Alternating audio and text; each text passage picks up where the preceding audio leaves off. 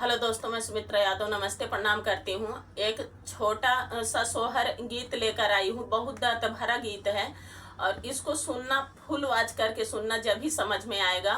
और लाइक subscribe share जरूर करना, हाथ जोड़ के निवेदन।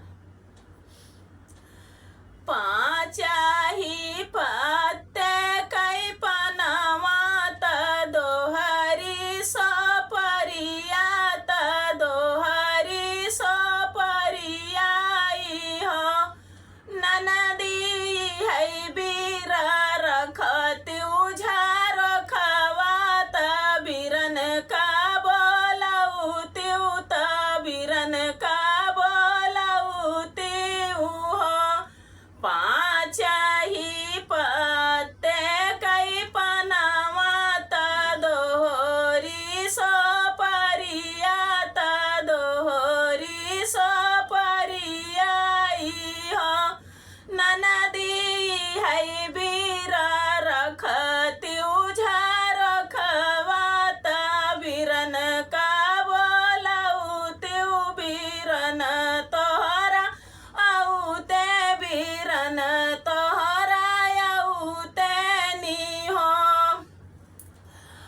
भौजी भैया त बैठे कचहरिया बोलत डर लागई देखत डर लागई हो।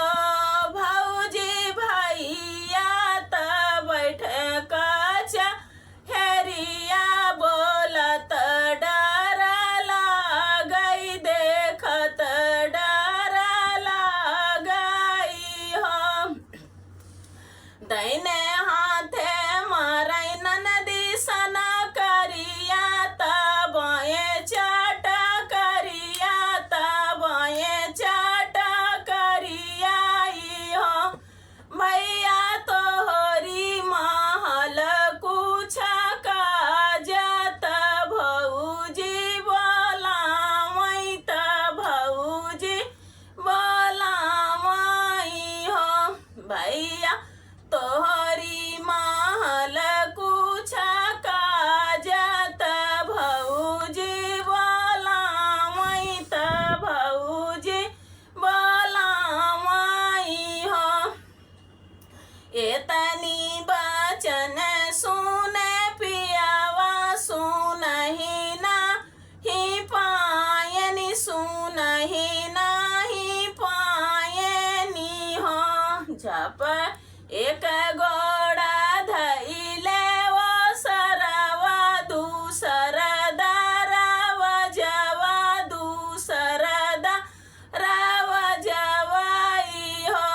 बहिनी तीसर गोड़ा धना कै से जरिया त धना से पूछै लागे धना से पूछै लागे हो। एक गोड़ा धैले वो सरवा त दूसर दरवाजवा त दूसर दरवाजवाई हो। बहिनी तीसर गोड़ा धैले धना कैसे जरिया त धना से पूछै लागे धना से पूछै लागे हो। तू ही मोरी धाना से धाना तू ही नी मोरी सब क्यों तू ही नी मोरी सब के हो। धाना कवाना संकट तो